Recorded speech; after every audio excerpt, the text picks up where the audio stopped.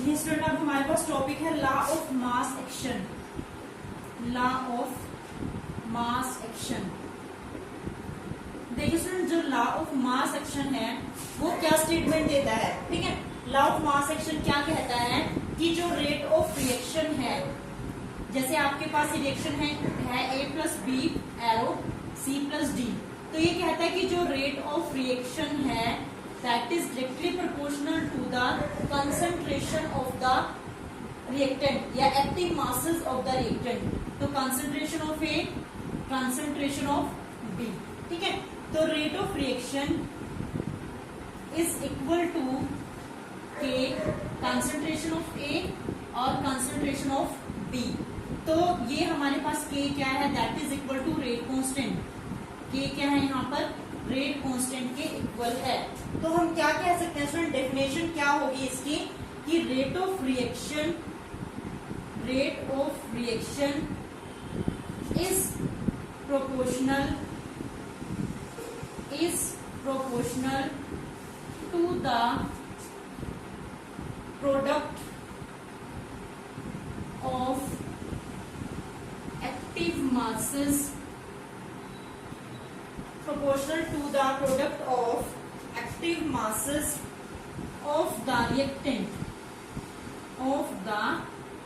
reactant each raised to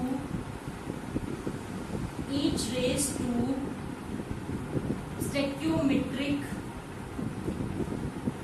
coefficient,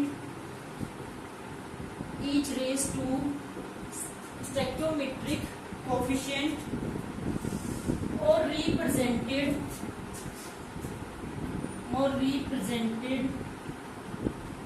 by balanced chemical equation, represented by balanced chemical equation। देखिए student, यहां तक तो आपको समझ में आ गया कि rate of reaction is proportional to the active masses of the reactant each raised to stoichiometric coefficient। each raised to stoichiometric coefficient का मतलब क्या है, सपोज करो आपके पास 3a प्लस 2b है और एरो c प्लस d है।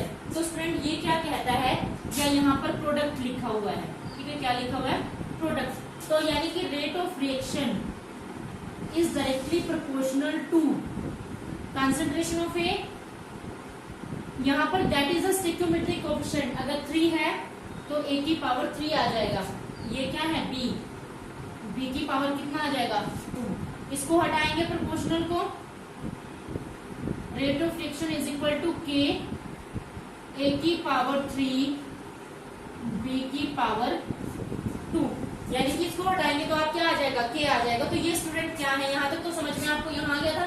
Each raise to the stoichiometric coefficient, आप जितना इसके आगे होगा that is known as stoichiometric coefficient. तो ये किस में आ जाएगा, इसकी पावर में, a की पावर 3 और b की पावर 2। तो rate of reaction is equal to K a की पावर 3 और b की पावर 2। तो इसे स्टूडेंट हम क्या कहते हैं, लॉ ऑफ मास एक्शन कहते हैं। सबको समझ में आ गया कि लॉ ऑफ मास एक्शन क्या कहता है, ये कहता है कि रेट ऑफ रिएक्शन किसके डायरेक्टली प्रोपोर्शनल है, कंसंट्रेशन। अगर इनके आगे यहाँ पर स्टोइचोमेट्रिक कोएफिशिएंट है तो आप ये स्टोइचोमेट्रिक कोएफिशिएंट को जो है पावर्स में यहाँ पर राइट डाउन कर देंगे, यानी कि आप पावर में लिखेंगे तो के क्या आ जाएगा हमारे पास, that is equal to rate constant. K क्या आ जाएगा, रेट कांस्टेंट के इक्वल आ जाएगा। तो rate of reaction is proportional to the product of the active masses of the reactant each raise to the stoichiometric coefficient, ठीक है, जिसको हम क्या करेंगे, रेज करेंगे, ठीक है, और represent by the balanced chemical equation, और इसको जो है बैलेंस्ड केमिकल इक्वेशन से रिप्रेजेंट किया जाएगा। समझ में आ गया स्टूडेंट, सबको क्लियर हो गया यहाँ तक, तो इसको नोट डाउन करें, ठीक है। उसके बाद हम नेक्स्ट टॉपिक करते हैं। आई थिंक समझ में आ गया होगा आपको। ये नेक्स्ट टॉपिक हमारे पास है law of chemical equilibrium. Law of chemical equilibrium. देखिए student, law of chemical equilibrium क्या कहता है, सपोज करो आपके पास रिएक्शन है a plus B arrow c plus D, ठीक है। ये आपके पास क्या होगी, फॉरवर्ड डायरेक्शन में, और वो आपके पास क्या होगी, बैकवर्ड डायरेक्शन में। तो आप पहले यहाँ पर लिखेंगे रेट ऑफ फॉरवर्ड डायरेक्शन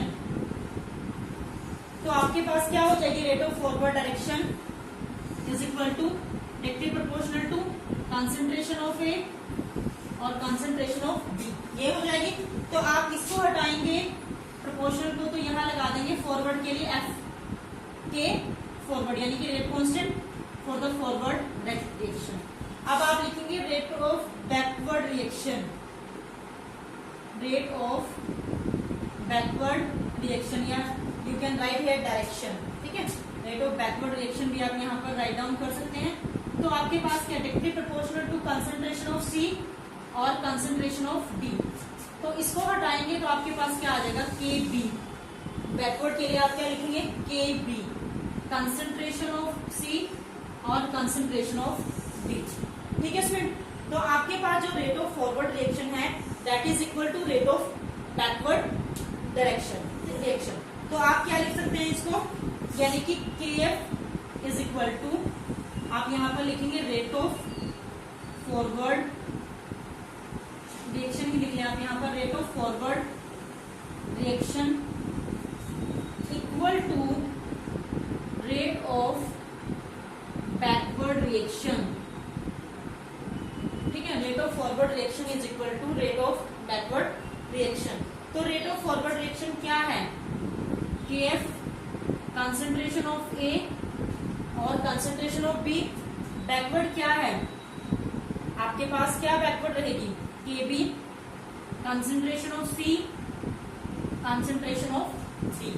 तो आप कैसे राइट डाउन कर सकते हैं इसको जो है आप इधर ले आओ, यानी कि के एफ अपॉन में के बी इधर आ जाएगा और ये उधर जाएगा उसके नीचे, concentration of C, concentration of D divide by concentration of A और concentration of B.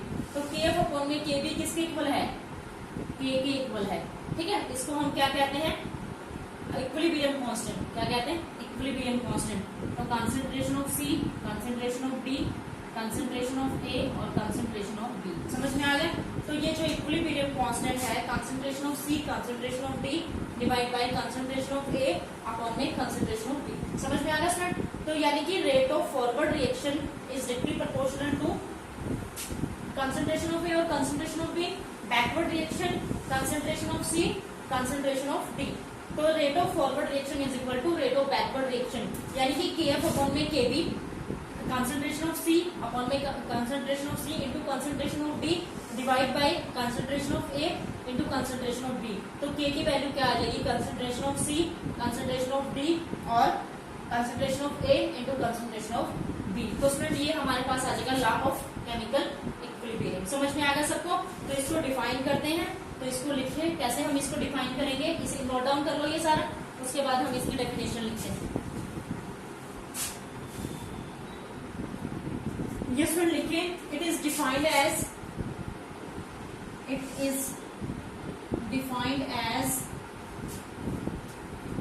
the molar concentration, it is defined as the molar concentration of product, molar concentration of product equal to the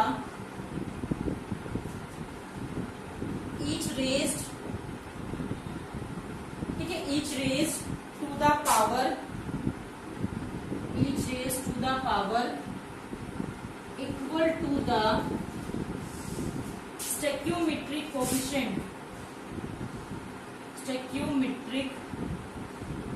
coefficient equal to the stoichiometric coefficient divided by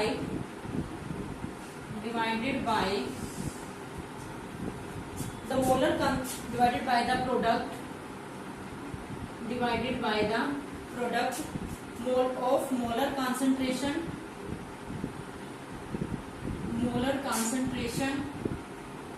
of reactant, ठीक है। पहले product की concentration होगी, divide में किसकी concentration होगी, reactant की concentration होगी, each raised to the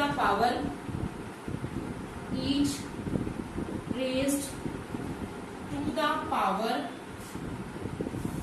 equal to stoichiometric coefficient equal to stoichiometric coefficient at constant temperature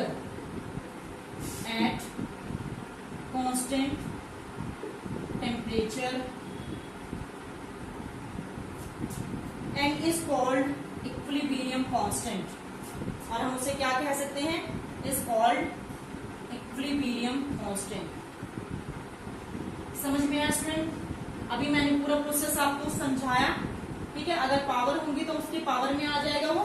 देखिए student, it is defined as the molar concentration of the product each raise to the power equal to the, मतलब अगर 2a के आगे 2 है तो a की power में 2 आ जाएगा, divided by the product molar concentration of the reactant, पहले प्रोडक्ट की concentration divide by the reactant की concentration each raise to the power equal to the stoichiometric coefficient, यानी कि जितनी उसकी पावर है आप वहां पर लगा देंगे at constant temperature and is called equilibrium constant. और इसको हम क्या कहेंगे? इक्विलिब्रियम कांस्टेंट कहेंगे। समझ में आ गया स्टूडेंट? यहाँ तक law of chemical equilibrium clear हो गया, तो इसको नोट डाउन कर लें, उसके बाद हम नेक्स्ट टॉपिक जो है वो स्टार्ट करते हैं।